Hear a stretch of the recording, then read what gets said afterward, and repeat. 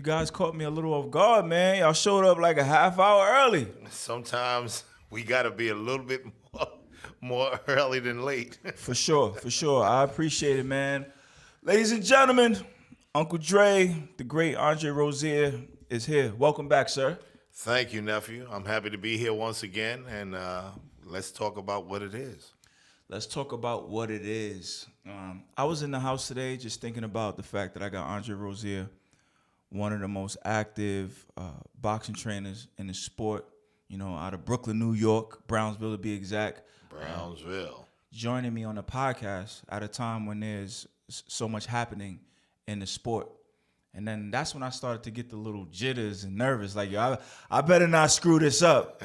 So, Uncle Dre, what's your emotions like on fight day? Well, believe it or not, I'm pretty much a cool customer. I don't get excited. Sometimes people say I'm a little bit too laid back, but it's just from the experiences and knowing that we have a job in front of us and what we have to do to be successful at the job.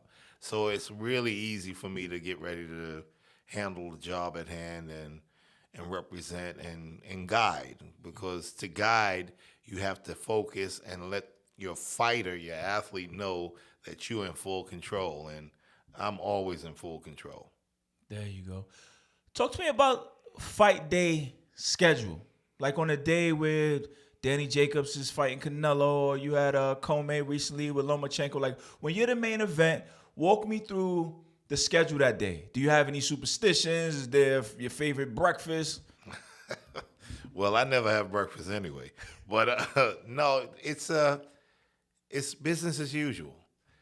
We have a few criteria that we have to take care of, but on fight day, usually the athlete is resting until we actually go to the arena.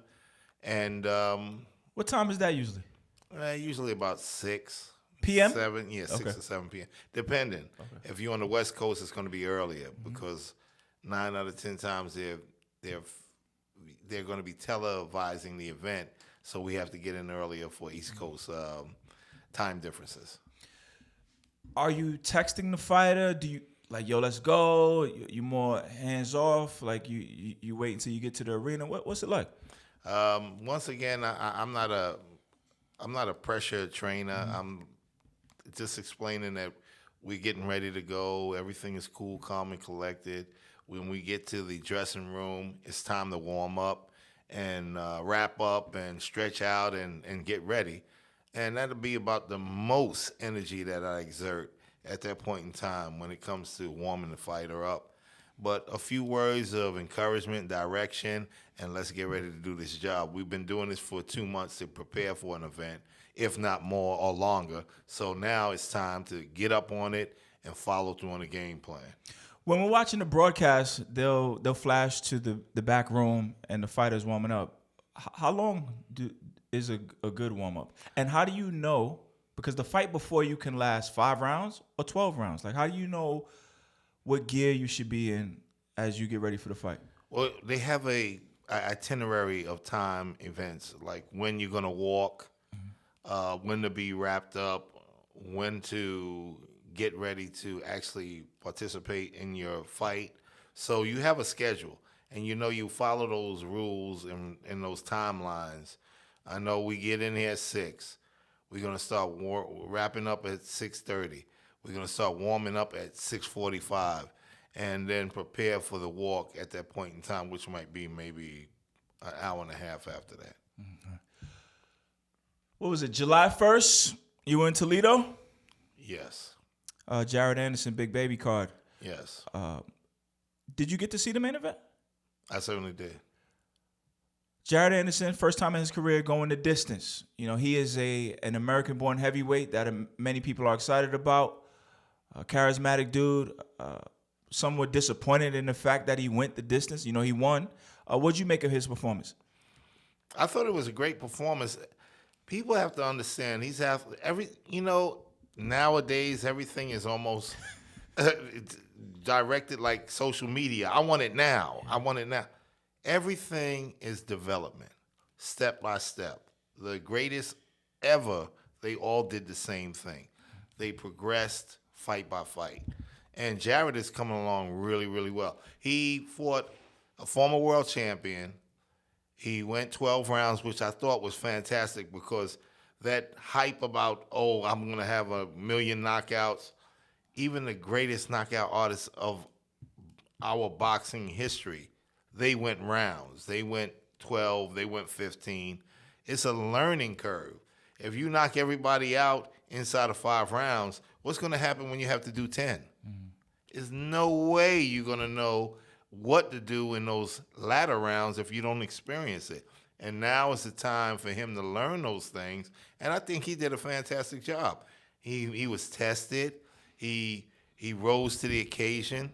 He was explosive.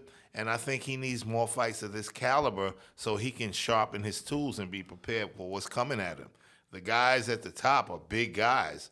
They're strong guys. They all can punch. You have to be ready for them. And these are world-class fighters. So to be world-class, you have to experience world-class work. And I think it was fantastic on his part to pick up that knowledge from a former world champion and do as well as he did. Where do these expectations come from? Like, Jared should have knocked him out. Is that the media thing? Do those expectations come from inside the camp at times? Are you ever telling the fighter, we need to get out of here in 5? Like, talk to me about those expectations. Where do they come from? Well, 9 out of 10 times it comes from the media. Okay. They have pedestaled Jared because of all the knockouts. He was undefeated.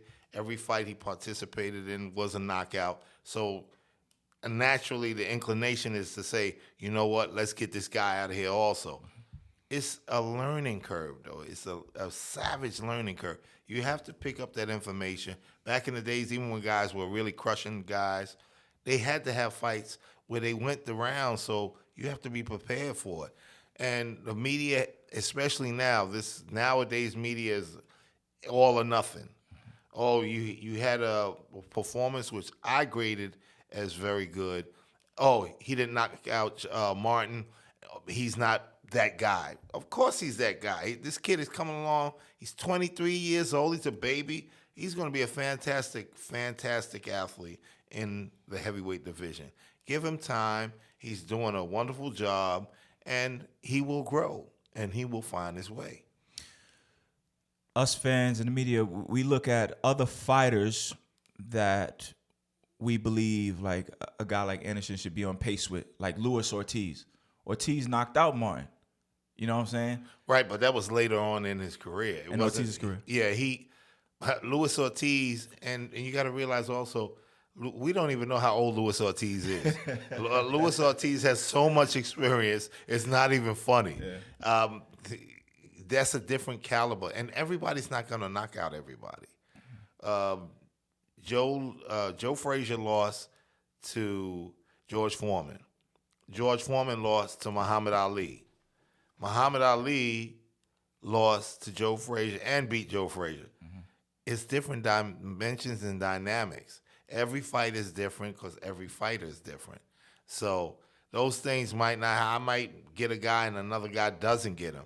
It's just different dynamics. And you can't judge the fact that somebody like, say, Ortiz did knock out Martin and Jared couldn't. Martin could have been on his ultimate high for this one. Mm-hmm.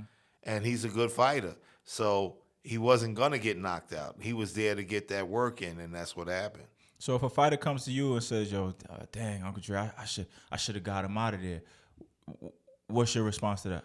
My response is take a look at what you did, see where the moments where you could have taken advantage were, so the next time you fight, you won't let that time escape you.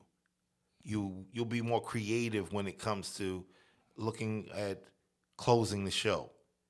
But don't go in there looking to close the show. Go in there looking to perform and to win. If you perform and win, the show will get closed. If you're looking to close the show might be open all night. Yeah. You brought someone to fight that night, right? In Toledo.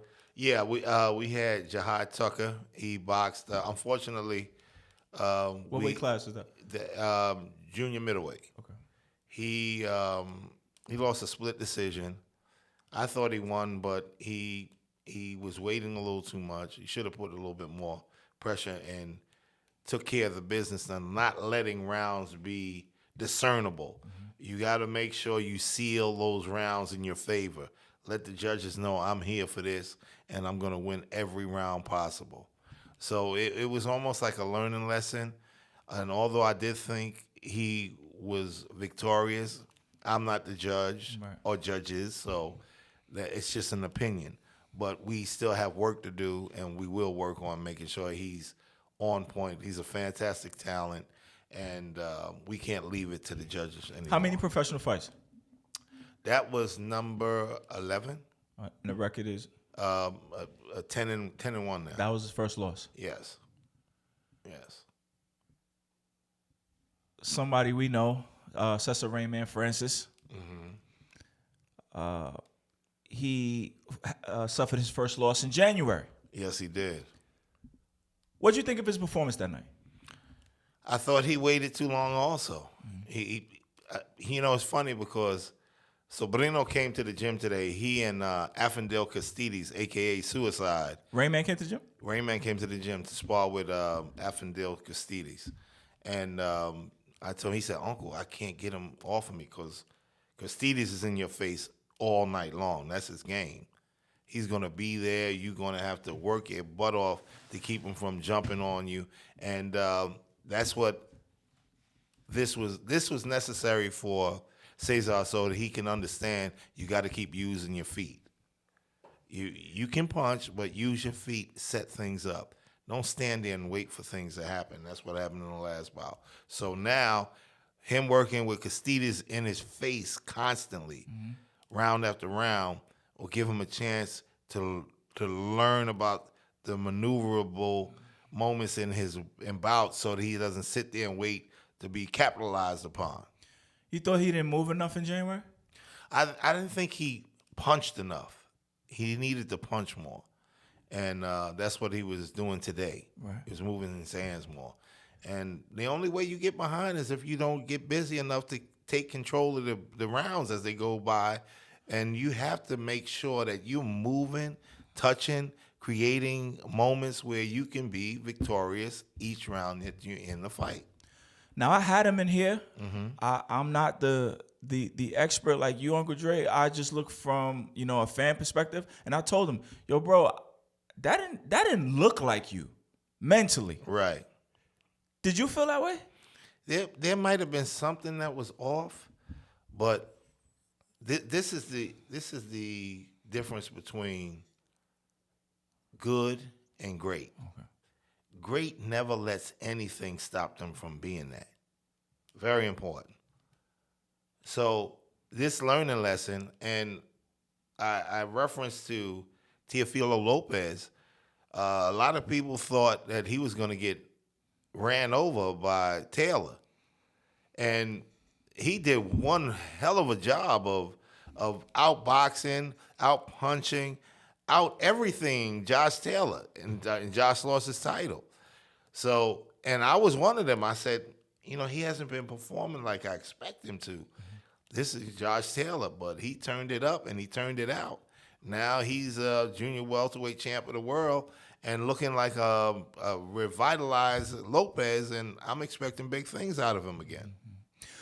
With Cesar, again, I felt like he didn't really look like himself. And during the broadcast, there was times that his trainer, Chico, Sobrino, he asked him straight up, like, yo, bro, like, are you good? Like, yo, bro, you don't appear to be the same. And we talked about that in the pod. He had a son the night before. Many things could happen. You have a bad day at the office. But Uncle Dre, you always talk about exuding confidence. How do you exude confidence and maybe like ring the red alarm, like, yo, we need to go. We need to punch. We need to work. How do you balance those two? That is a communication factor. You have to know how to get your fighter up and off the ground, per se. If they're waning, you have to pick it up. You have to wake them up. You got to get them refocused so that they're on point and getting back to not being behind or losing any rounds. It's clean, it's concise communication to get them back on track. And that's a forte. A lot of people don't have it. They might think they do, but it's a forte, knowing how to bring the best out of somebody at the worst of times. And that's what you really have to do. When you're behind, you got to wake them up. Mm-hmm. I remember way back when Sugar Ray Leonard and Angelo Dundee, they were in the Thomas Hearns fight, and he was like, "You're blowing it, kid. You're blowing it. You got to get it. You're blowing it. You got to get up on it, and let's get busy." Yeah. And that's what he did. Small moments, but knowing where to find that niche and wake them up is really important. That's tough, Jay. You're doing a whole bunch of things in the corner. You a psychologist, all this stuff, you know? Because Cesar actually said that in the fight he wished he had more technical advice coming from his corner instead of perhaps the rah-rah. Right. As a trainer, you got to identify which is needed at that moment. Without a doubt, definitely. I'm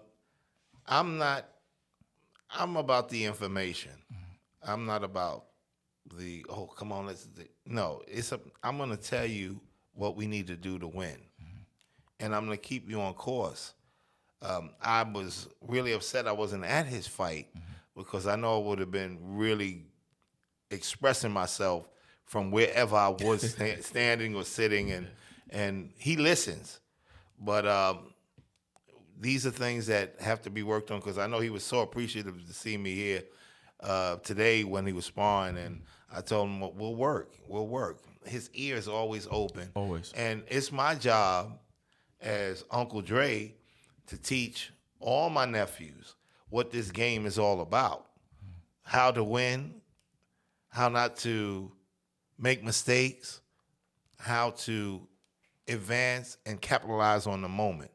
That's what my job is. You weren't at Rainman's fight, but you just mentioned, what was it, Jahi? Yes. Suffered his first career loss. Right.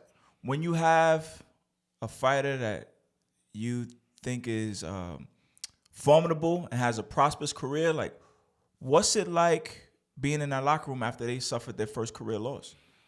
Well, I mean, a lot of people get melancholy and sad, and no, if we came up short, even if we thought we won, there was something that we need to do to make sure it doesn't happen again. So there's no time for licking wounds. Now we have to talk about what we need to do so it never happens again. In the locker room? In the locker room. That day? Right after the fight. That's they right. Sulking, they disappointed, they just got beat in front of their mama, Uncle Dre. No time for that. No time. Get up. I don't like crybabies. Disappointment happens in life. If a pit bull is chasing us down the block, are you going to walk or are you going to run? The smart man is going to run. Yes, sir. The man that walks and says, is the one that's going to the hospital because he's going to be bitten up all over the place. You can't wait for that. You can't wait for a bad issue to take control over your conscience and your character. You just have to dust off and talk about what we did wrong so we won't do it again. No repeating mistakes. After the loss, I was thinking about his trainer, Chico. The job is to now take this defeated fighter and build him up, get him ready for the next bout. That era of invincibility is gone now that you've suffered your first career loss. What advice, first off, what can you tell us about what a trainer like Chico is experiencing as he prepares to get Cesar back in the ring July 29th? Well, first and foremost, I know Sobrino has to be contemplating what happened, what didn't I do. Not to say, oh, you know what, you didn't listen, but what didn't I do? There has to be a way. The way he lost, there has to be a way for me to retract so we don't see this again. And he can't fall apart about it. He just has to stay focused about it so that he can understand that you are the guiding force.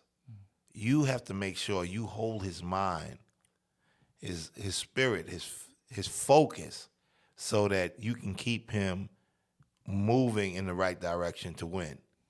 And you can't beat yourself up because it already happened. Mm-hmm. Now it's time to move on to this next event and be victorious in this one. Mm-hmm. So, because an athlete's psyche and confidence can be fragile, Jerry. Oh, without a doubt. I mean, so can the trainers. Yeah, yeah. You know, they suffer the same consequences, albeit maybe not physically, but mentally. A loss is a loss. Yeah. Everybody feels it. But you have to get up and say, we have to work harder so we don't have to feel this way again. Especially when it's family. Has there ever been a point in your career when you were perhaps, I mean, you're a seasoned veteran now, but you were just devastated by a loss, and it even took you some time to get up off the mat as a trainer? Well, I mean, you know, we had a host of Curtis Stevens, Jaron Codrington, Louis Collazo, Joe Green. These are fighters that were super special for what was going on. And I can remember when Louis Collazo lost his first fight, it was on Showbox. I was gutted. It was horrible. You know, we were very young at that point in time too. And I remember when Curtis lost his first fight at the Hammerstein Ballroom. Curtis Stevens. Who you remember who? Primera. Okay. Yeah, I forget his first name. And Curtis was really taking it to him. Made one mistake, got caught, and they were in there tussling, and Primera was hitting him with rapid punches, and then the referee stopped the fight, which was even worse too, but it still was a loss. Mm-hmm. And you just have to say, we have to get back up on it. I mean, these things hurt, but you have to get back up on it and get right. So that's what we did. We weren't sulking. We got back together on that Monday and started working, and then we had a rematch with him, which Curtis soundly destroyed him and won the fight. Yeah. So these things do happen, but time ons that acceptance skill to be able to accept what might happen, which is losing might happen. So you have to be ready for it. As funny as this might sound, you don't get used to losing, but you learn how to accept it more so as time goes along, because it could happen. It could happen. It could happen. As a fan and a supporter, you know, specifically a Rainman, it was devastating because, you know, I grew up in the Mayweather era where it's about being 50-0. Right.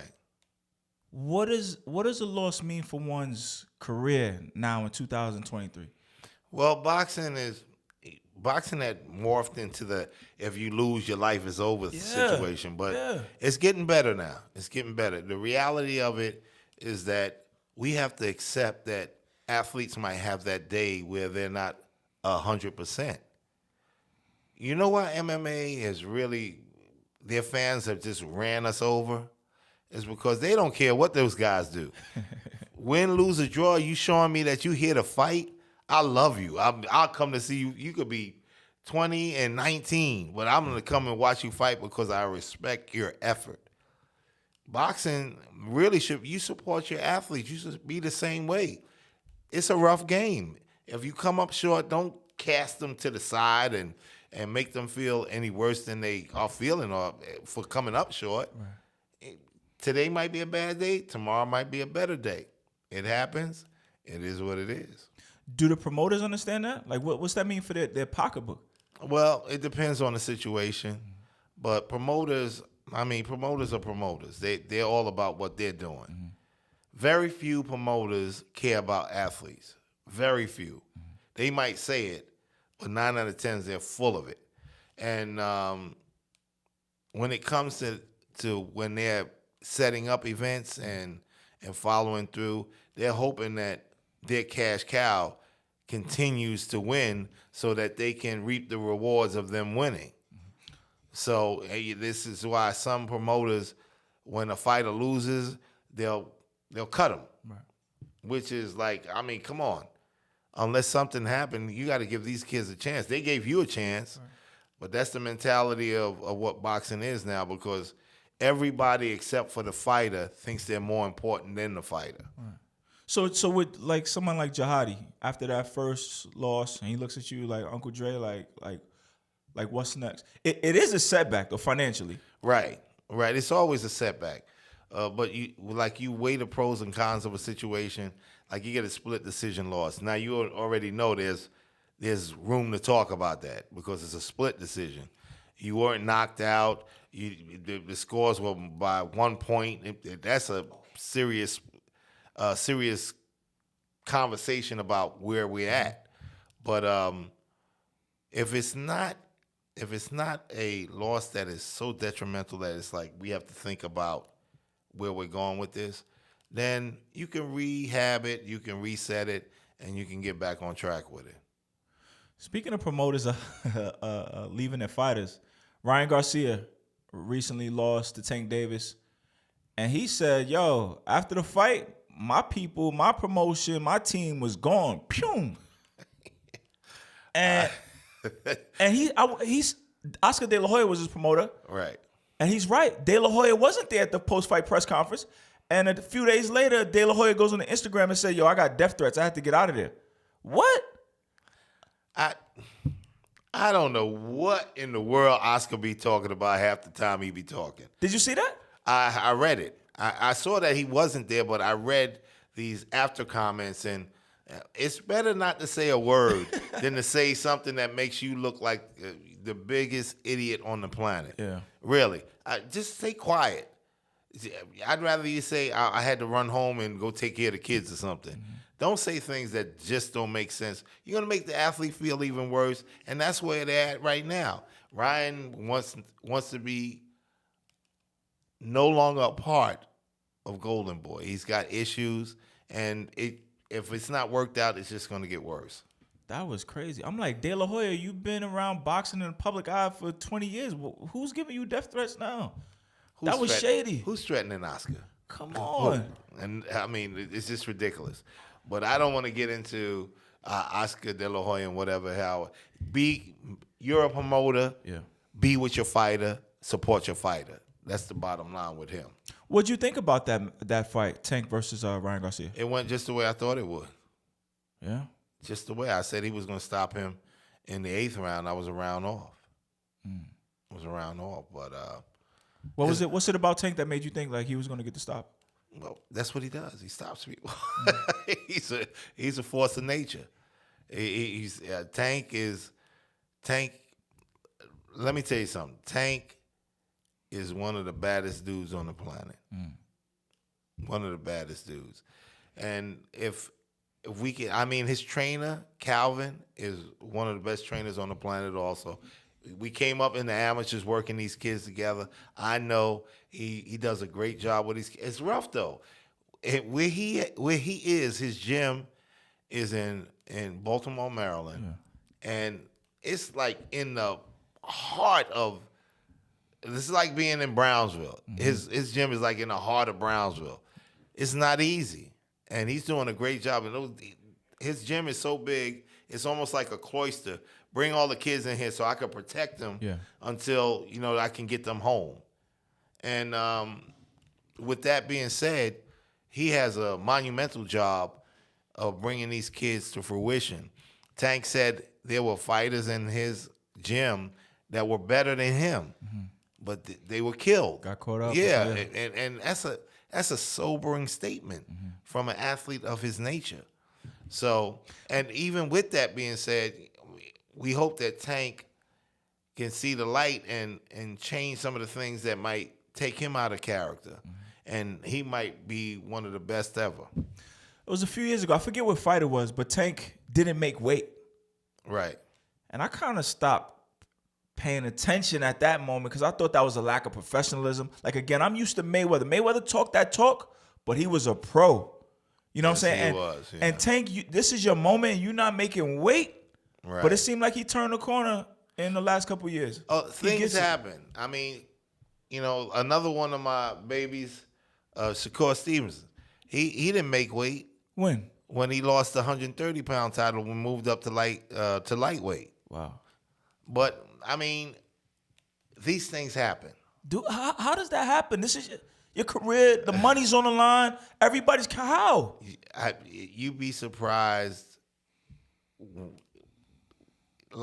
You'd be surprised how sometimes these kids just can't get over that last bit of a hump. Mm-hmm. And, yeah, I say to myself, that would never happen. Nobody's going to lose a title to a weight or a scale. And you make them get to where they have to go so that they can be professionals. And you're fighting in a particular weight class. You have to represent in that weight class. It does happen, though. It does happen. It shouldn't happen, right, but it does happen. And it's a learning lesson. When was this with Shakur Stevenson? He was fighting. He was supposed to defend his 130-pound title, and he couldn't make the weight. When was this? It's maybe 2 fights ago. Wow. Yeah. So he said, "That's it. I'm going up to 35." Wow. And that's what he did. Okay. You work with Shakur Stevenson? No, I've never worked with him, but his grandfather, who is another one of those great trainers, a seasoned man. And a no-nonsense man, mm-hmm, did a fantastic job with him and the kids that he works with out there in Jersey. Pops is one of the best. And they're all like family because we're all in the same circle. Mm-hmm. And that's how we look at it. If he needed anything from me, I would be there for him because that's the respect factor I have. And he did a wonderful job with his grandson. I can't even say anything other than that. Nice. Someone you used to train, Edgar Berlanga, was in the ring recently. Yes. He won unanimous? Yes, unanimous decision, yeah. I didn't see the fight, but I went to read some of the articles, and Edgar Berlanga, was it Quigley? Edgar Berlanga knocked his opponent down 4 times. Right. But in the article, it's like, yeah, even though, I'm paraphrasing, even though Berlanga knocked him down 4 times, it still wasn't enough. And right. I'm like, yo, this dude Berlanga, like the expectations is so great. It seems unfair. No matter what he does, there's like a exasperation after every fight. When you were in the camp, did you feel that? And what advice would you give to him at this point in his career, in a no-win situation?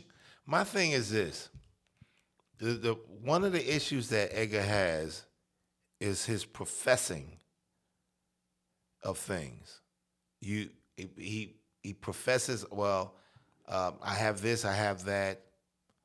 Just fight. Uncle Dre, that's no different than any other fighter.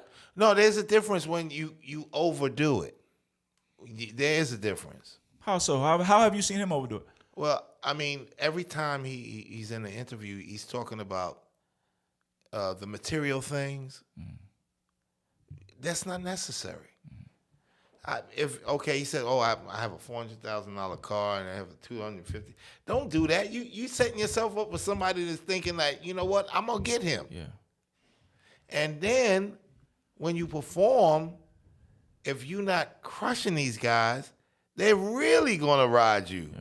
I mean, and I told him before, don't worry about what the media says, but you can't stoke the media also. You can't fire up their engines because they're going to come after you twice as hard. Mm-hmm. So he says he was going to get ready. He was going to knock out Quigley and just say, I came here to win. Mm-hmm. That's all you have to say. You don't have to overexpress it. Just say, I came here to win. I came here to beat this man, and that's what I'm going to do. There, the expectation factor is dropped down to like number 1. Yeah. Not number 10, number 1.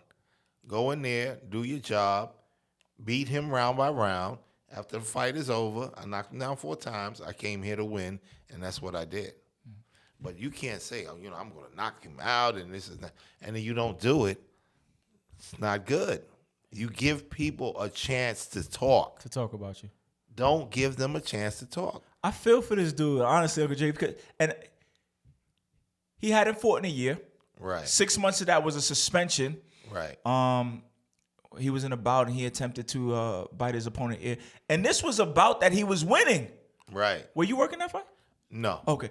This is a fight that he was winning. And to me, it was just like that pressure. He felt it. Like, yo, I can't get this guy out here, get him out of here. And he felt that pressure. And I'm like, yo, bro, he's at the prime of his career. He's undefeated. He should be having fun. And it's just like, no matter what he does, he always has to defend himself. Yeah. And see that the problem with that is just that. Quite honestly, if I was working his corner against what was the young man he fought? Just now? No, not quickly. I don't remember that one. Oh, shucks. It's on the tip of my tongue. But nonetheless, I would have told him, don't worry about the pressure. Just keep boxing and keep moving him and keep winning. Expectation is a heavy, heavy, heavy burden if you can't accept it. So with that being said, I would have told him, don't be frustrated. Just keep jabbing and just keep turning them and keep scoring on them. We came here to win this fight. That's what we do. We came here to be victorious. Just keep winning round by round. No one can be mad at you when you do that. Yeah. It's like he's a prisoner to that early success he had with those 16 first-round knockouts, and he can't escape that no matter what he does. But that's unfair. But he would fare better if he didn't talk so much about everything else. He really would. And I love him to death. Yeah. I really do. I just want to see him do well and tone it down a little bit. You don't have to talk about it all the time. Just do what you do. Say, I came here, I love boxing, and I want to be the best fighter I could possibly be. That's it. Why are you no longer working with Berlanga? We had some differences. There was just a little bit too much going on in the corner. And me, myself, when I'm guiding the ship, I need to guide the ship. That's the bottom line. So if I can't, then it's going to be problems.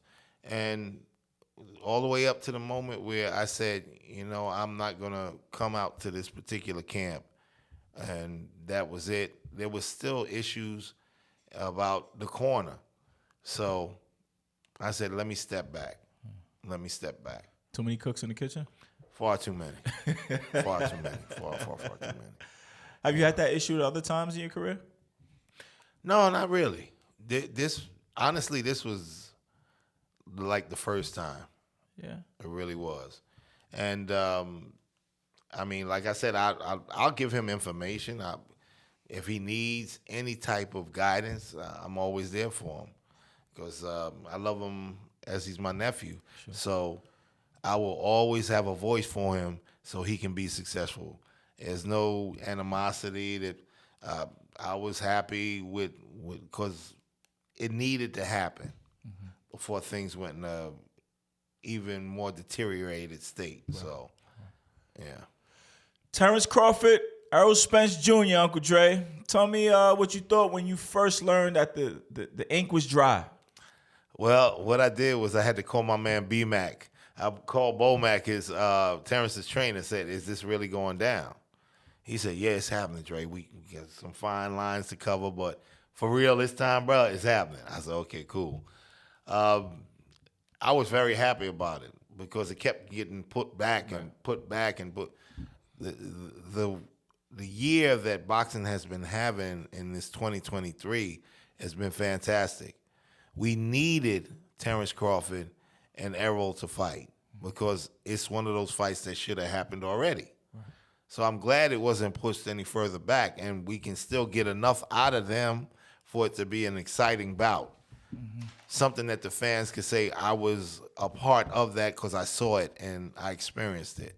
So I'm very happy that they're fighting in about 2 weeks. In about 2 weeks, man. I want to spend some time here and go through this. Terence Crawford is 39-0 with 30 KOs. Errol Spence is 28-0 with 22 KOs. Bud Crawford was on $1 Million Worth of Game podcast with Wallow and Gilly the Kid. And Gilly said something interesting. He said, Crawford, I think you are the most accomplished fighter. 3 divisions, undisputed.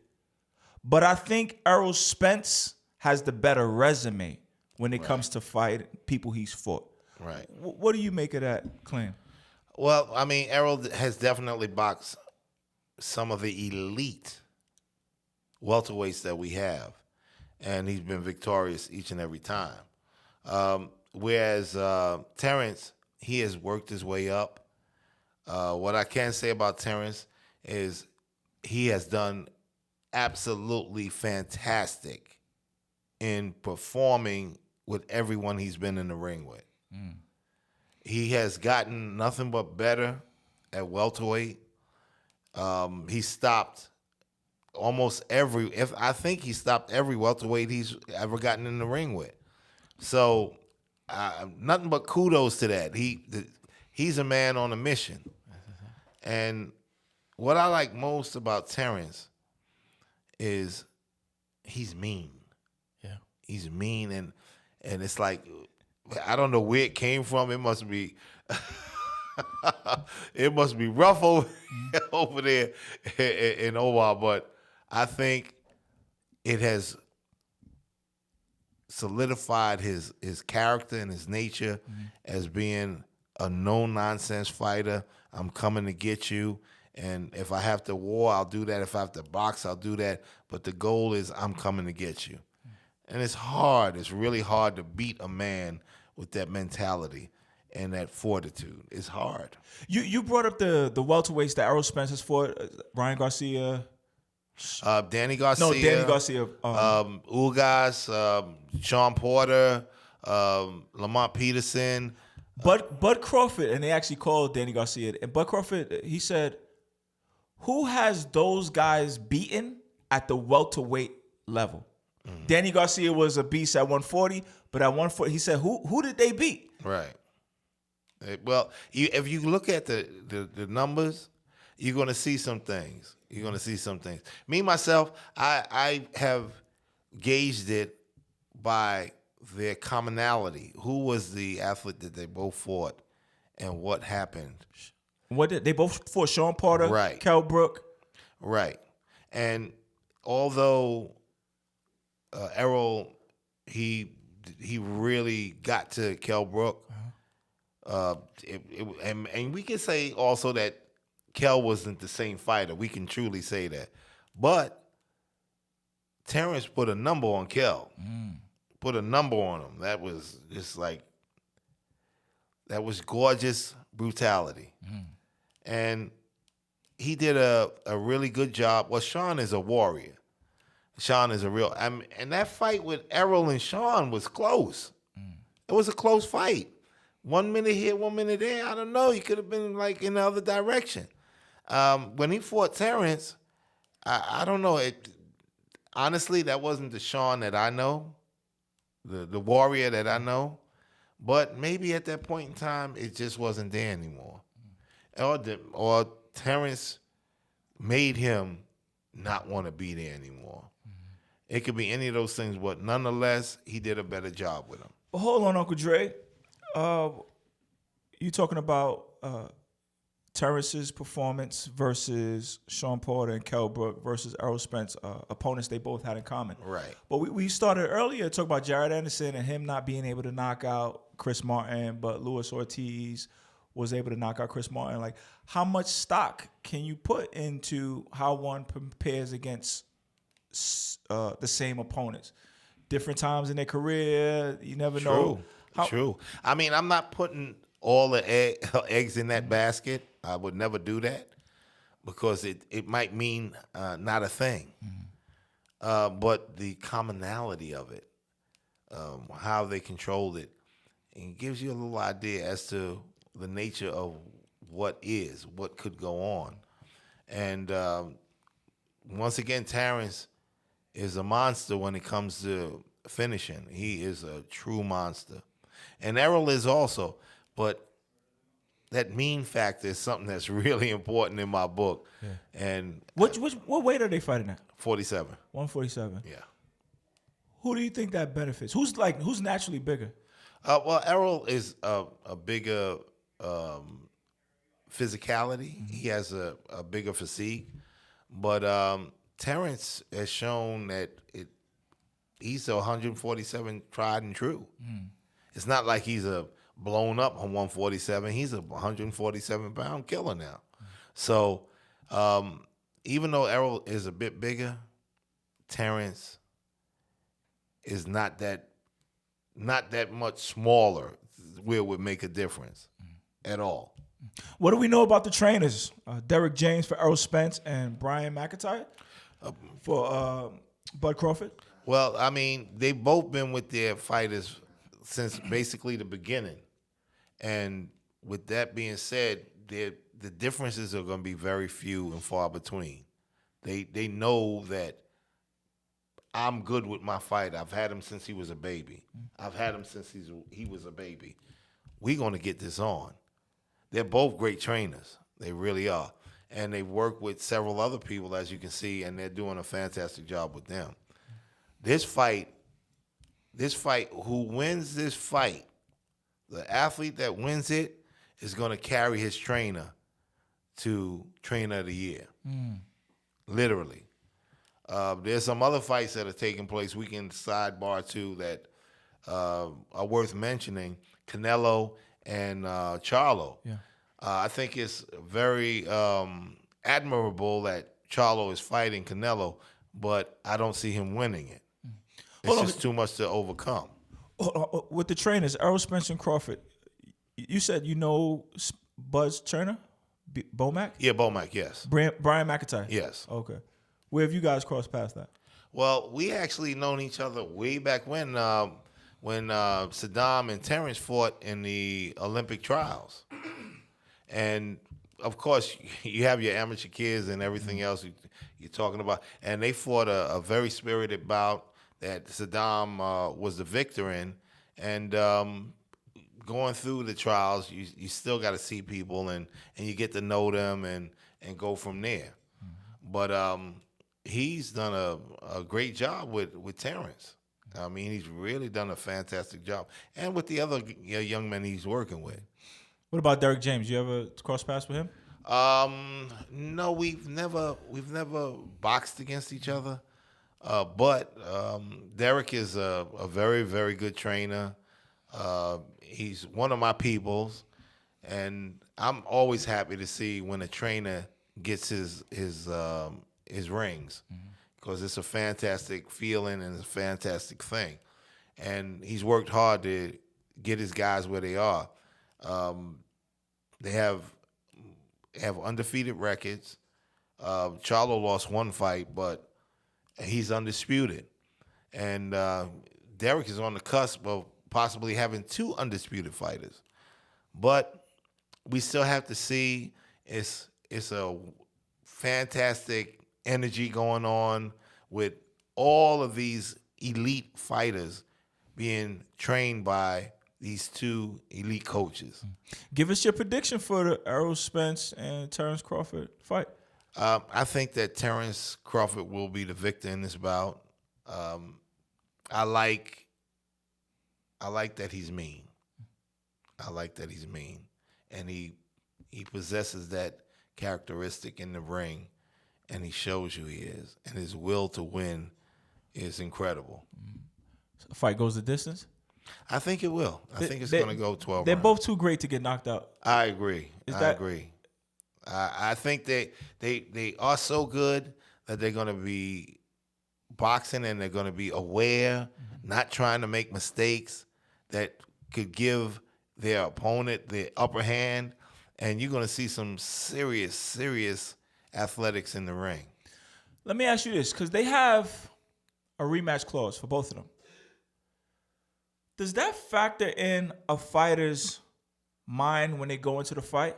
Like, yo, maybe I can take a chance because I'm going to get a shot.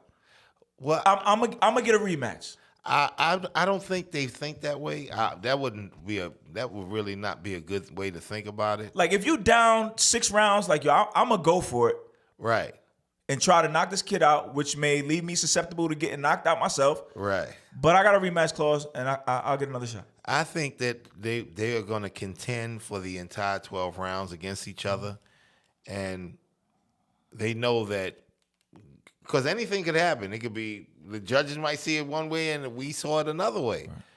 The bottom line is they do have a rematch clause that they can activate, and it's not like a cushion, but at least if something doesn't go right, I could try it again. I can get back. So it's there. It's there and it's represented. Crawford was with Top Rank. Now, I mean, he was independent, but I think he signed a 2-fight deal with PBC. How do you let Crawford go at a time when he's about to embark on the most lucrative part of his career? I don't know what festers in the minds of those who are supposed to know better than. I couldn't even tell you what Top Rank was thinking. Have we ever seen something like this? Like Terence Crawford is walking into the most lucrative part of his career as a free agent. And I'm happy for him. Absolutely. Honestly, I would hope that more fighters would find the ability to control their destiny in this form and fashion.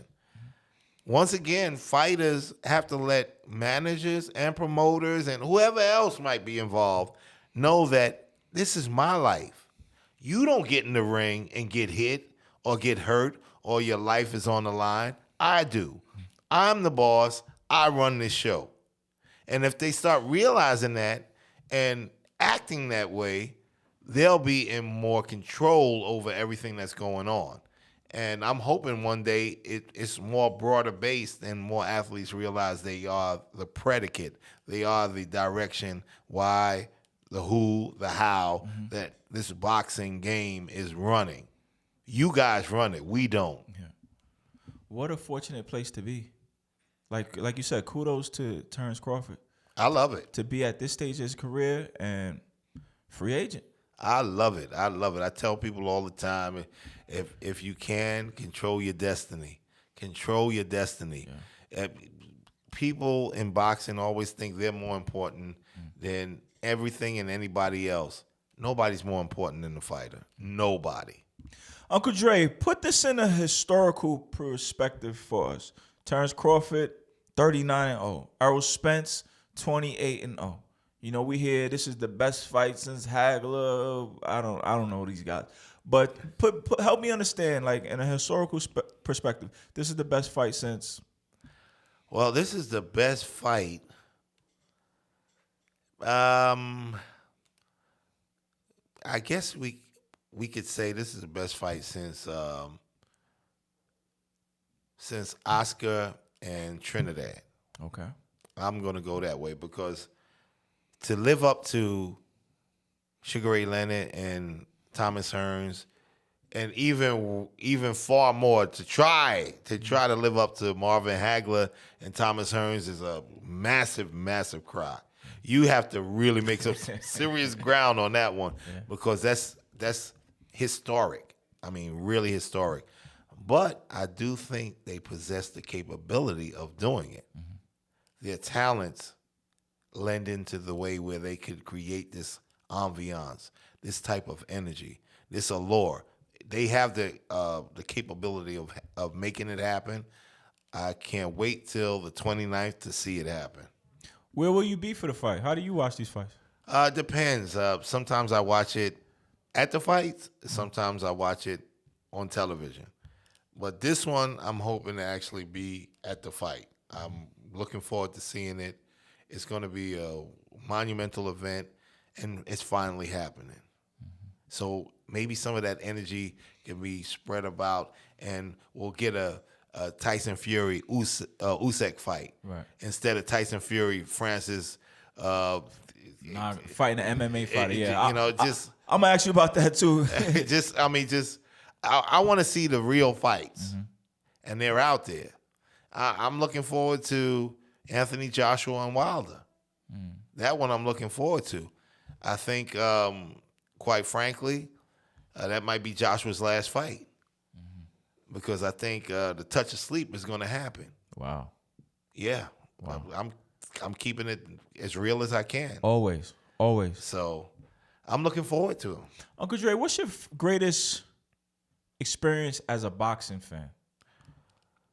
My greatest experience as a boxing fan was when I met Muhammad Ali. Wow. That was. Tell us about that. I was fortunate enough to be in the right place at the right time. And he came to a boxing event in Madison Square Garden. And I was in striking range. And I didn't even realize he was behind me till I turned around. And when I did that, I saw him. And I took 5 steps. And I was close enough to put my hand out and shake his hand and put my left hand over his hand. Mm-hmm. And I stayed there. It might have seemed like it was 5 hours. Right. But it maybe was a millisecond. Just enough to let him know. I said, I love you, champ. And that was it. Wow. When was this? Oh, shucks. This was a bit ago. maybe about 15 years ago or so. So you were in there working? No, I was just a participant, just enjoying the show. And you met the champ. Why was that important? He is the reason why I loved boxing. Muhammad Ali. He was the reason why I loved boxing. And to be in physical range of the cause for your love of this sport was fantastic. When did you fall in love with the sport? I guess when I was maybe about 8 or 9. Yeah. Yeah, when Muhammad Ali used to fight on television, I used to peek in and watch him fight, and it was always like a joy and an event to see him control the ring and do the things that he did that made Muhammad Ali the greatest ever. Him using his jab, him dancing, him gliding, him using speed that no big man had ever seen before. That was it. Wow. You remember the first time you walked to a boxing gym? Yeah, it was actually Howard Houses in Brownsville. That was the first time I walked into a boxing gym. Why? What was the circumstances behind that? It was there. It was a striking range in the neighborhood. So I walked over, and the gym was down a ramp. And it was in the Howard Houses, New York City housing complex. Right.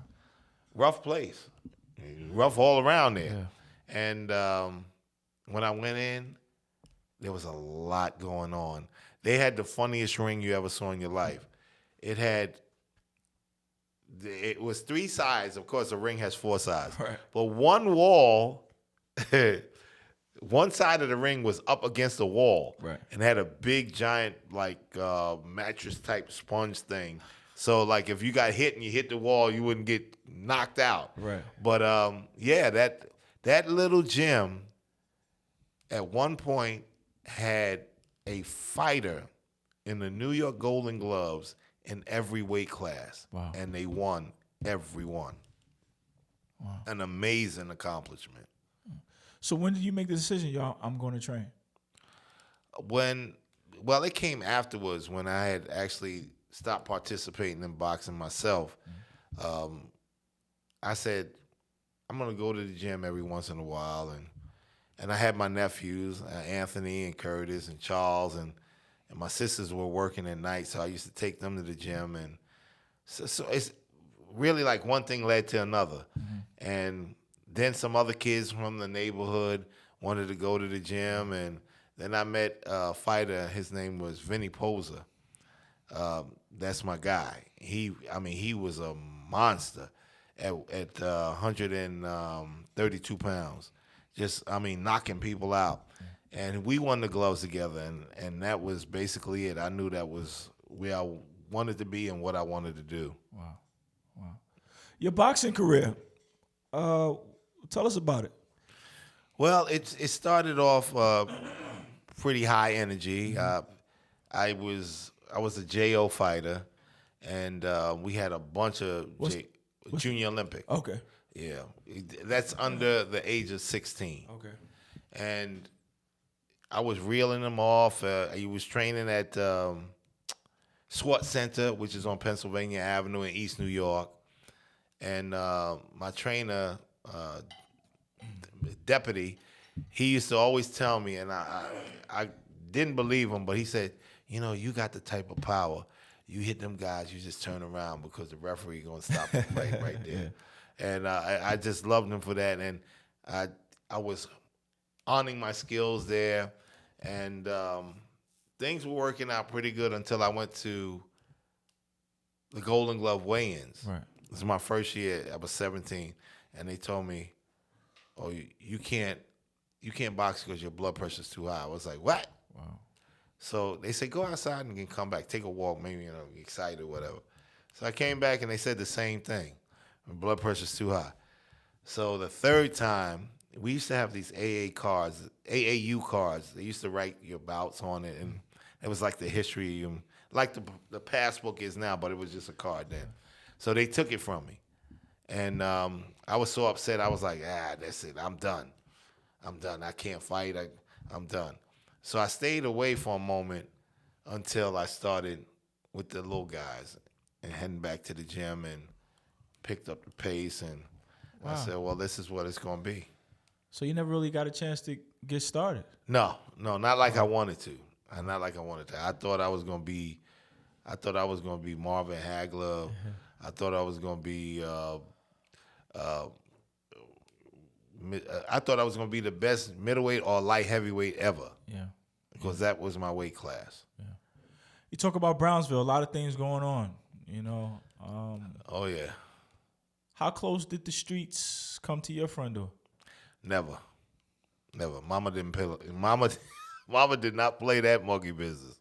She would light you up before the streets could ever light you up. Really? Yeah, my mother did not play, not at all. She wasn't having it. And I was like, I'm not gonna get killed by my mother. So yeah. I would go to school, come home, do what I had to do. I never participated in any of the street fairs or getting in trouble. I never drank. I never got high in my life. I never smoked. It was all about being the best person I could be. From day one. From day one. So when you seen all this destruction going around you, you just stay straight and narrow. I had to bring up my nephews and some more kids in the neighborhood. Yeah. That was my job at that point, and I accepted the task fully. Mm-hmm. And that's why they all call me Uncle Dre. Yeah. Were your friends getting in trouble? What high school did you go to? I went to Sheepshead Bay High School. Okay. Yeah. The people around you getting in trouble? Yes, some did. We've lost people. Mm-hmm. We've lost people. I've lost friends to gun violence. I've lost friends to gang activity. I've lost friends that have went to jail, and yeah. Was anybody ever envious because you had this boxing career and you were staying out of trouble? Was the neighborhood ever? Because I feel like a lot of times kids want to stay straight and narrow, but they feel so much pressures. Yeah, I don't think I had, because I only had a couple of friends, mm-hmm. like my real tight friends, and they were real fans of mine. Like, I'll tell you a quick story. We had now we're good, but there was a guy, his nickname was So-So, and he had left and came back, and we were all outside. He went to jail, and he came back, and I was like, oh, So-So's coming. We know it's going to be some problems. Yeah. So he comes around, and we stand in a circle, all my boys, and he's slapping all of us in the back of the head. So he comes over to me. I was like, oh, and he said, oh, look at you. You got big, huh? What's going on? What's happening? I said, oh, I'm cool, so everything is cool. And he said, oh, you look like you could do something. I said, nah, I'm cool. So my man Money, his name was Marlon, he said, oh, man, you better look out, So-So. Andre been boxing. He'll knock you out. Oh, I was like, oh, no. Oh, man. He said, oh, yeah. He said, come on, let me see what you got. I said, nah, I don't do that, So-So. Yeah. So then he kept slapping me. I was like, oh, man, I don't want to do this, but I'm going to have to. I said, all right, let's go. He said, oh, come on, we're going to get a little slap boxing going on.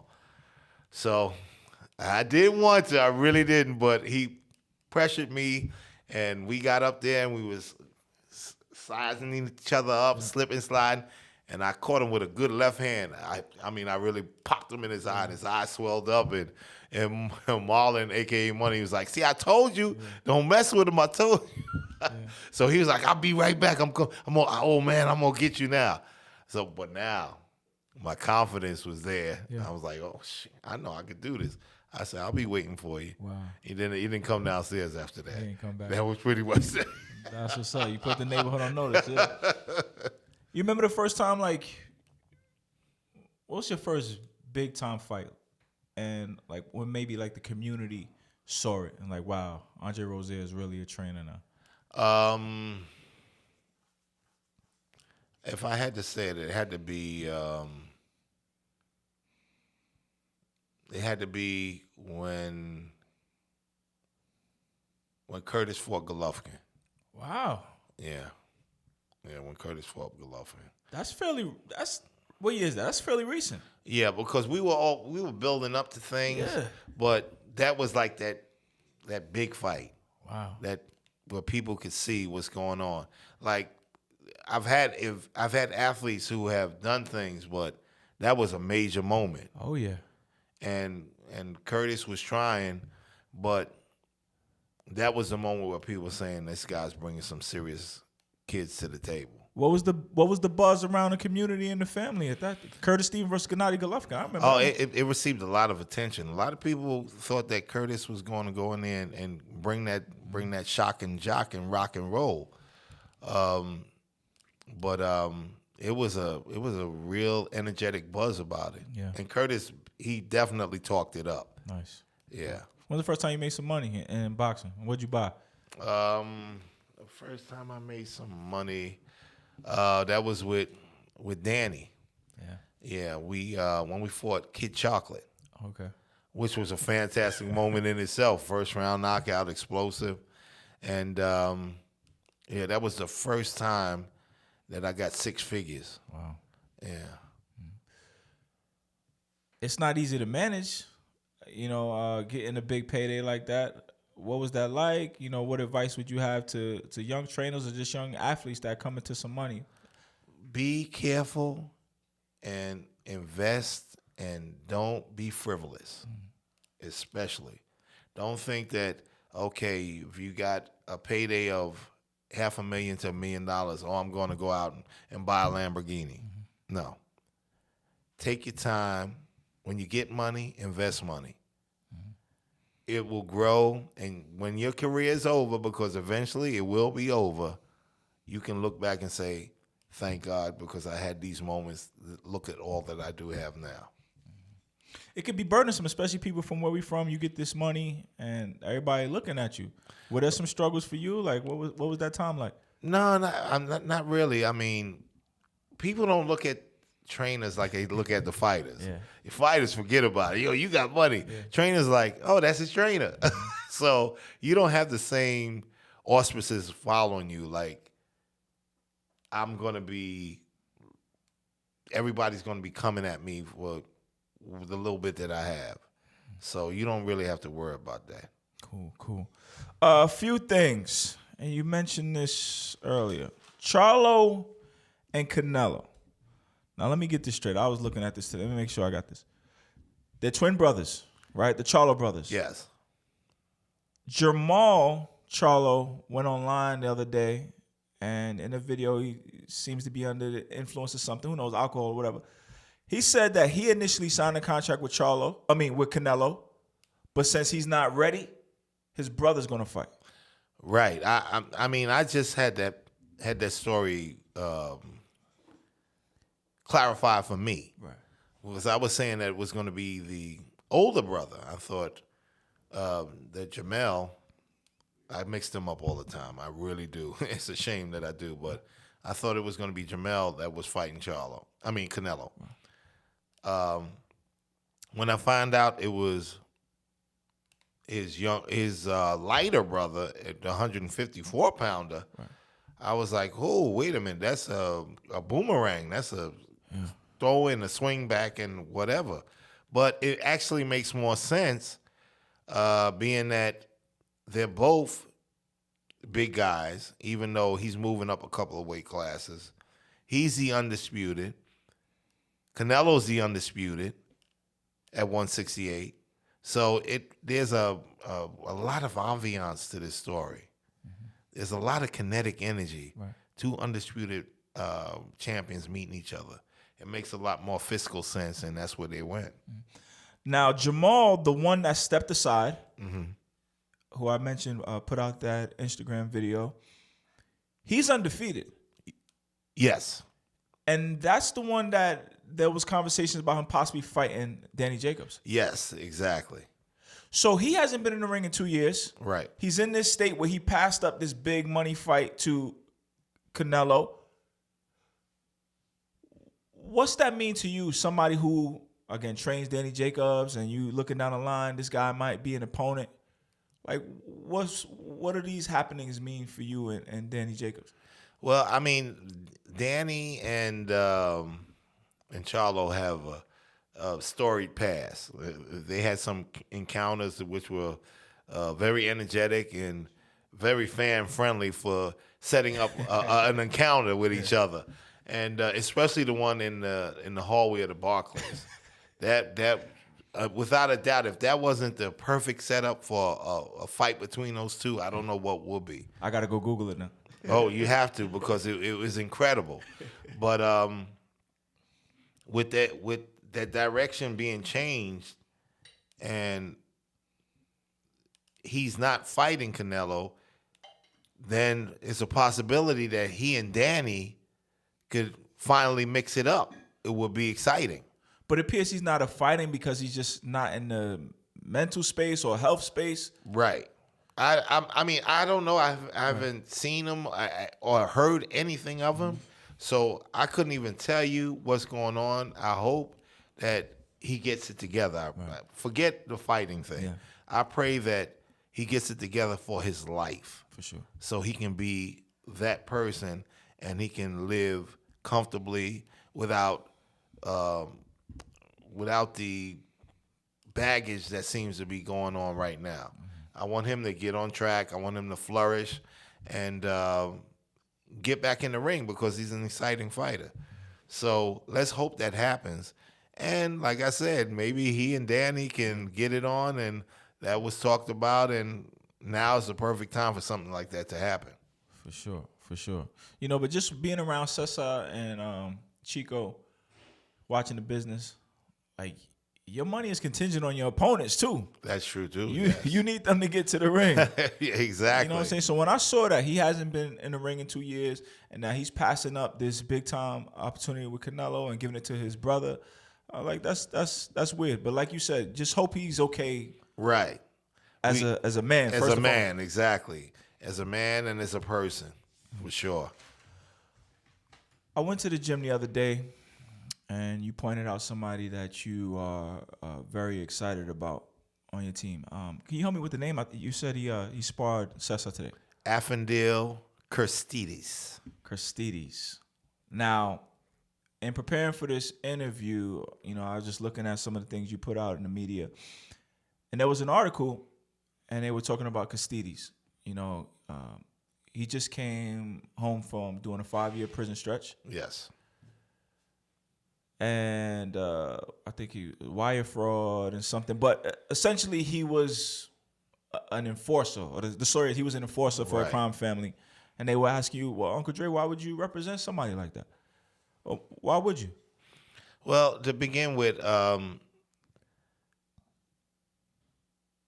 Avfandil has never done anything wrong to me. I've never had any issues pertaining to any issues he might have had.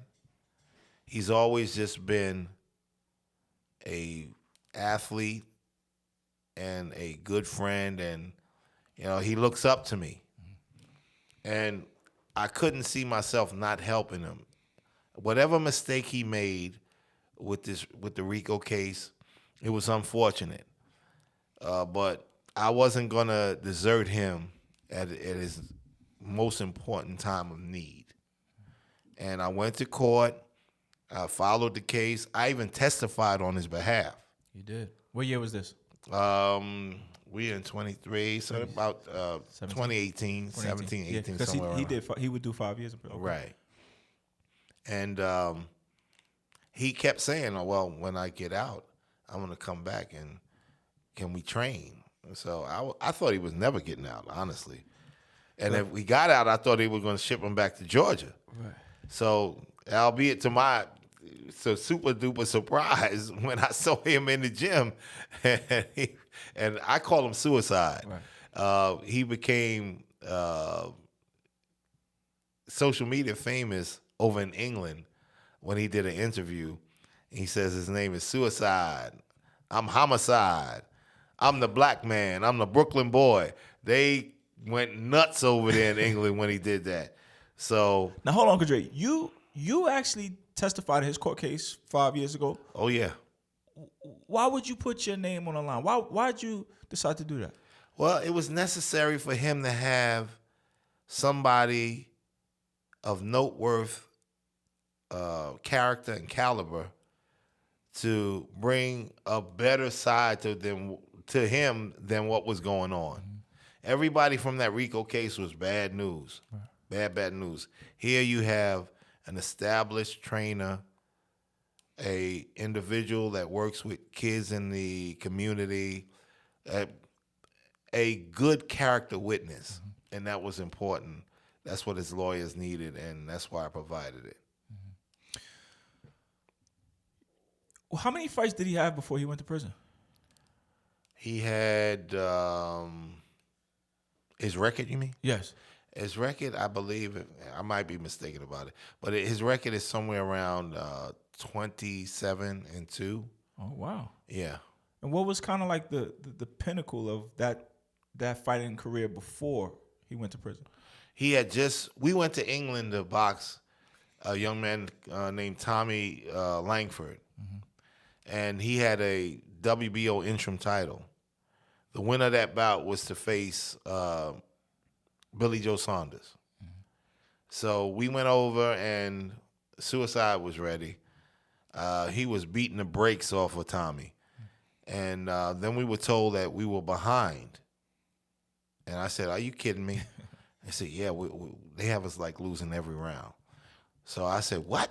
I said, "Okay, listen." I said, "Suicide, we are behind."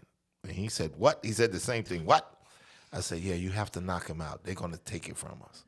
We're in England. They're going to take it from us." Yeah. I said, "Get him out of here this round." He had been really busting them up anyway. So he did exactly what I asked him. The next round, he went out and destroyed him and stopped him early. It's just like the game was over.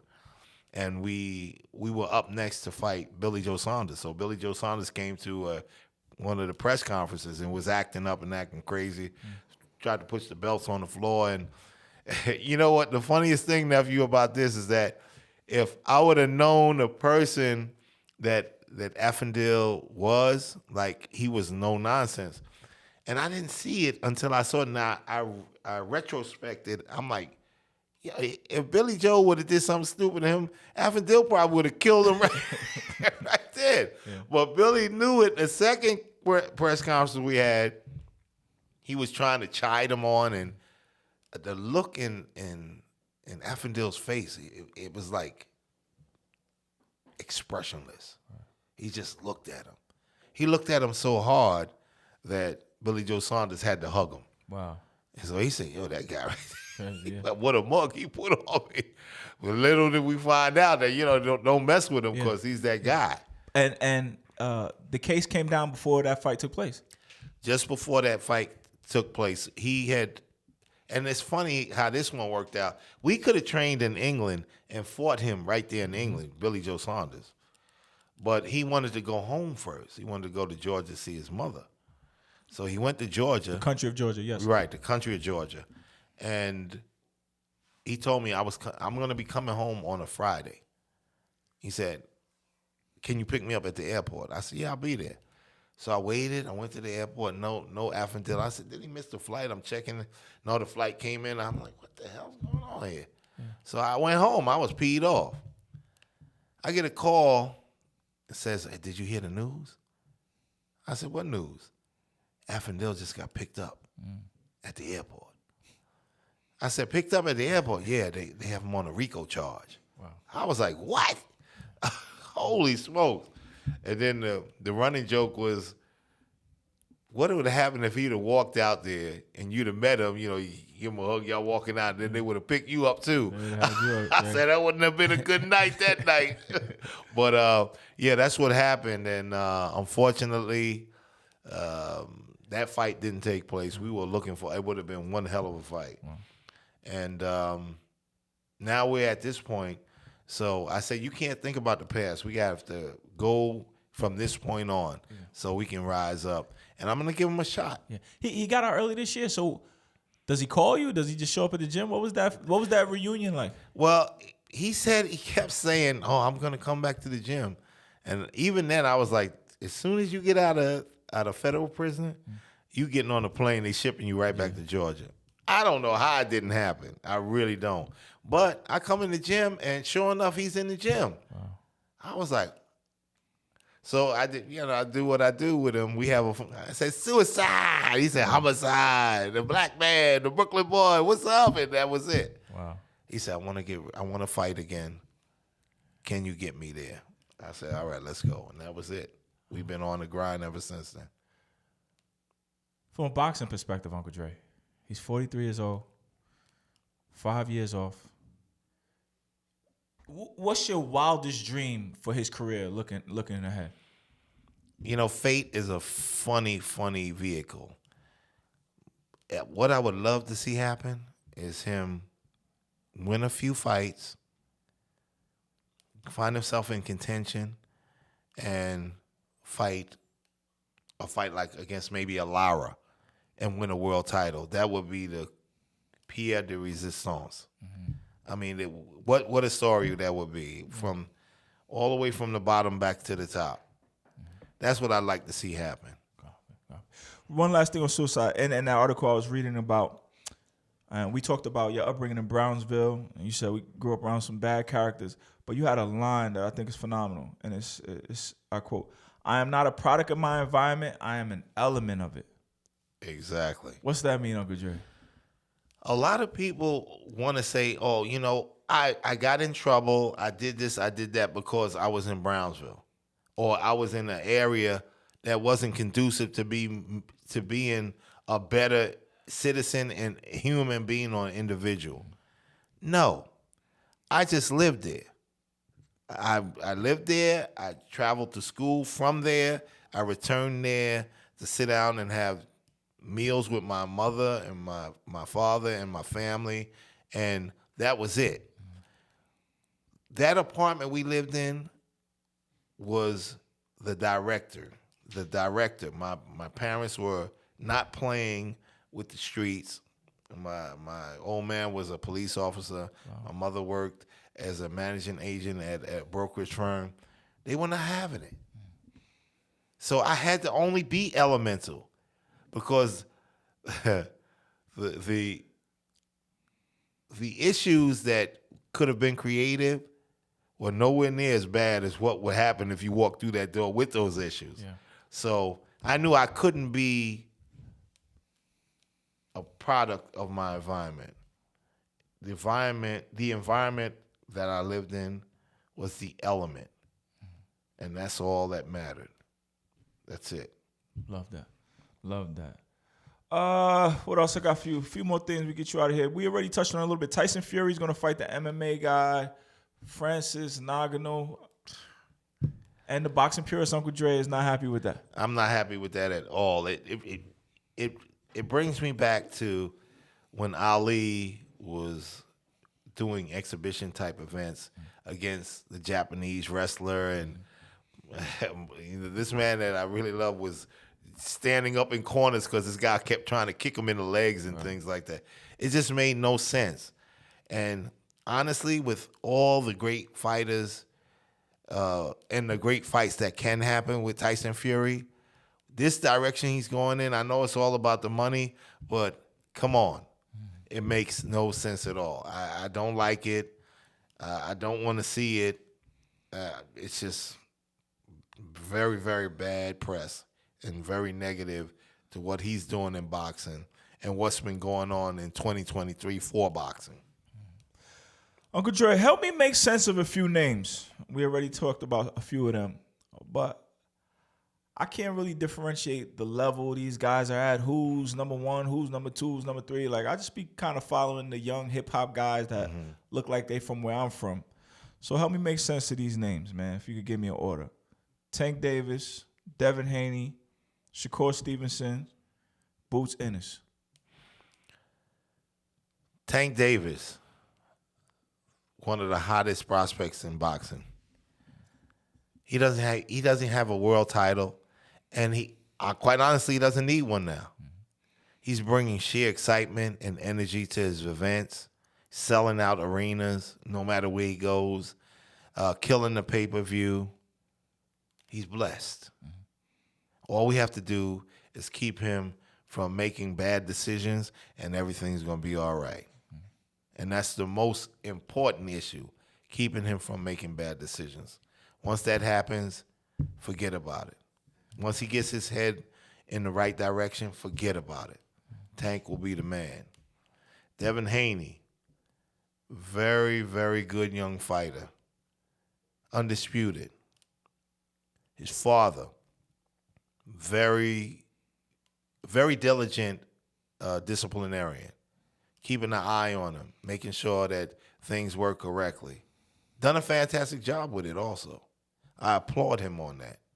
No matter who, what, where, why, when, or whatever, he has done what he was supposed to do and gotten his son to the top of the mountain.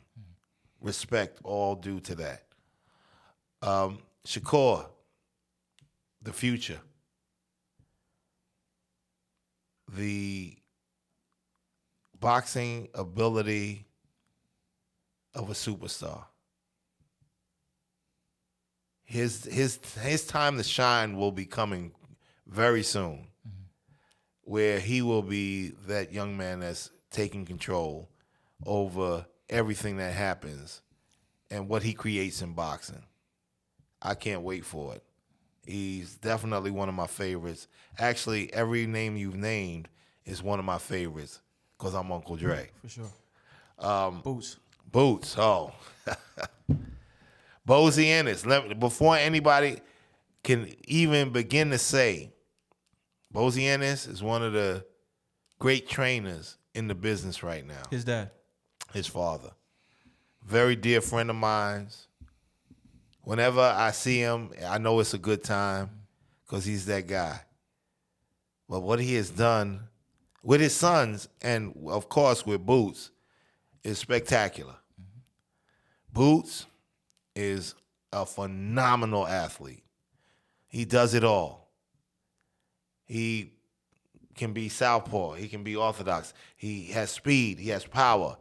He's elusive. He showed that he can take a shot, even though you don't get many chances of hitting him. I can't even wait to see what his star is going to give us in the future. But are there fights to be made between these guys? Oh yeah, they are. I mean, I would have to exclude Boots because he's a welterweight, but he's a big welterweight. He might be 54, 60, where he's going to go places with that. The earlier three, Gervonta, Devin, and Shakur, those three can make fantastic music in the ring against each other and entertain us for years to come. Wow. Years to come. And I'm looking forward to that. And there's other factors that will figure in, but those three are the elite of the lightweight division. If something's going to happen, it's going to happen with those three, without a doubt. Uncle Dre, being in a boxing gym, it's amazing because you'll have a world champion in that corner. You'll have a contender here. You'll have some kids back here. And it's all going on at the same time. Yes. You know, and even you as a trainer, you'll take Danny Jacobs to fight Canelo, and then you'll have somebody that may be on the undercard a few weeks later. Right. Talk to me about the mental makeup to be able to be with all these different fighters at different stages of their career. Because I'll liken it to basketball. It's like Phil Jackson coaching the Bulls to the NBA championship, and then next week he's in the AAU gym with the kids. Like, Right. how do you do it, like, mentally? What's that like? Well, it's the parameters are basically the same. There's different levels to it, but the parameters are basically the same. I'm gonna work with a young kid who has maybe 3 fights with the same mentality of teaching and directing and guiding as I would a world champion. Of course, the levels are entirely different, but the teaching and the direction are always the same. I have to make that young man who has 2 fights feel like the world champion that is a world champion. And I got to make sure the world champion feels that I'm there for him like the kid with 2 fights. Mm-hmm. It's the same thing. It's the circle is always the same. The levels might be different, but it's always the message. We are here to be better than we were before. For sure. That's the bottom line. But they're all at different stages of their career. Do you like handwrite notes? Like, how do you keep track? Oh, yo, we need to work on the footwork on this one. The guy up here, we need to work on his left or his conditioning. Like, it's just a state of your it's a state of your family. Mm-hmm. These kids are your family. Mm-hmm. And you know that he might not be able to ride a bike. He can, but he don't know how to drive. Mm-hmm. He does, but he don't know how to drive a boat. Mm-hmm. He does. He wants to be a pilot. He wants to fly planes. Right. It's just different moments, but you keep them on that same curve. It's like an umbrella. Mm-hmm. It might be differences in the direction, but the umbrella has to cover everybody. Mm-hmm. So the message is a universal message. We have to be the best we can be. You tune into Mike Tyson's hot boxing, any of that stuff? Actually, I'm more a follower of yours, nephew, than anybody else's. Oh, stop it, Uncle Dre. Dead serious. I haven't really gotten into too many, but it's all about supporting where I come from. Yes, sir. So I'm gonna support my nephew before I support Mike Tyson. Wow. That's the bottom line. That's love. How can we support you, man? What's next for you? What's up with Havoc? Let's close it out. Well, first and foremost, we have August 26th. Avfandil Khurtsidze, a.k.a. Suicide, is supposed to make his comeback. We have also, let me mention, and this is in the amateur realm of boxing, August 6th through the 9th, the return of the National Junior Golden Gloves in Orlando, Florida at the Caribe Royale Resort. Right now, I just spoke to my little brother from another mother. He told me that we are up to 350 participants. Wow. We're looking to blow this through the roof, and if 500 come, we'll have 500 boxing. Wow. We're not stopping it. We're not closing the door. We're leaving it wide open. Junior Olympic fighters, come down, get the experience. Come get your accolades. Come get your awards. Come to win. Come to learn. But this is how you become an Olympian in the future. Wow. This is where it starts. Come down to the tournament. Caribe Royale, Junior Golden Glove Nationals, August 6th through the 9th. Let's go. Havoc. Talk about it. I'm working on one of the fiercest varsity jackets ever. Ever. I can't wait for it to come out. We have a bunch of new projects that I'm working on. We have some athletic wear that's going to really, really blow your mind. The T-shirts are there. There's 85 designs. You don't have to worry about saying it's the same old, because it's not. It's 85 pieces to it, and it's growing. Havoc boxing gear, it is what it is. We're making those shorts. We're making those outfits. I just got a call from Nate Diaz. Nate Diaz against Jake Paul. Wow. And he's going to be representing. It's going down. It's going down all the way to the ground. Calvin Ford, he's boxing in the exhibition against Bullet. Rolly's trainer. It should be Gervonta Davis' trainer.